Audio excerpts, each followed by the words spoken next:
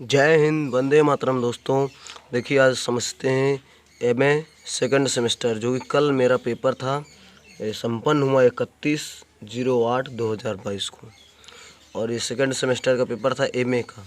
ये मेरा roll number रहा। कुछ एग्जामिनेशन ये 2021-22 लिखा ना मेरे, क्योंकि 21 में मेरा एडमिशन हुआ था। ये देखो, हिंदी लिटरेचर पेपर। और देख लीजिए, आपको मैं पूरा पेपर दिखा देता हूँ कैसे कैसे प्रश्न आते हैं। आप इनको पढ़ लीजिएगा। और देखिए, खंड आ में कैसे प्रश्न आते हैं। देखिए, कुछ दिया है, 5 दिए हैं, 5 में कितने करने, 3 प्रश्न करने हैं। ये सब आप पढ़ लीजिए। आइए मैं तुम्हें दिखाता हूँ पेपर। देखिए साथियों, जो हम लोग पढ़ते हैं 9th 10th 12th में, वही सब आता है एमए में। जैसे लिखा, उपन्यास एवं कहानी में अंतर स्पष्ट कीजिए। डायरी विधा का परिचय देते हुए हिंदी साहित्य के कुछ प्रसिद्ध डायरी लेखकों के नाम लिखिए। रेखा चित्र क्या है, परिभाषा दीजिए।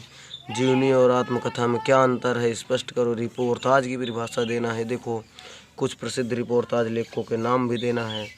ये प्रश्न देखो, अब यहाँ पर 5 प्रश्न दिए, 3 देने तो सरल हो जाता है कॉपी, क्योंकि इसमें 2 तो छोड़ने हैं आपको, 3 के आंसर देने होते हैं, तो बिल्कुल ईजी होता है। आइए आगे देखते हैं। आइए खंड असमाप्त खंड बा में देख लीजिए, लघु उत्तरीय प्रश्न। इसमें कुछ 7 प्रश्न हैं। 7 प्रश्न, प्रत्येक प्रश्न 9 अंक का रहता है। इसमें केवल 4 प्रश्न करने। देखो, आप समझिए, 7 दिए हैं और 4 करने, तो कितना आसान हो जाता है आपके लिए। और 9 9 को 36 अंक यहाँ से मिलने वाले हैं हम लोगों को। आइए समझते हैं। 225 वर्ड में इसका आंसर देना होता है, आप याद रखिए। देखिए, जैसे ये है, हम लोग 9th 10th में करते हैं ना कि कोई पैसेज रहता है, उसका पाठ का नाम पहचानो, गद्यांश पद्यांश वाला। तो ये पद्यांश का पोर्शन है। जैसे क नंबर में ये है, और खा नंबर में आप इधर आइए तो ये देखिए, ये इधर खा नंबर है। इसे पहचानो, किस पाठ से लिए गए, लेखक कौन है, इसके कवि जो हैं। और या ये नहीं आता तो ये करो, ये करो, ये करो, ये करो।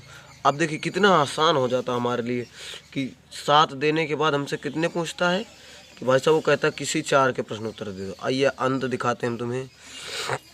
ये लास्ट वाला, और उसका पैसा था अच्छा नंबर, तभी तो 7 बनेंगे ना। तो ऐसा आप समझ ले, पढ़ लीजिए इसे अब आराम से पॉज करके वीडियो को। और देखिए, ये प्रश्न अंत में आते हैं। इसमें खंड में कुल 4 उप प्रश्न हैं। और करने कितने हैं आपको? 2। कितने करने हैं?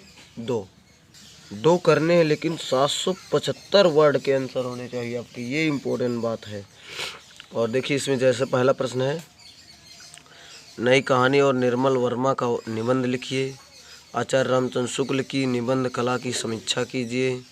या वो नहीं आता तो ध्रुव स्वामी नाटक पढ़ते हैं ना, जयशंकर प्रसाद वाला।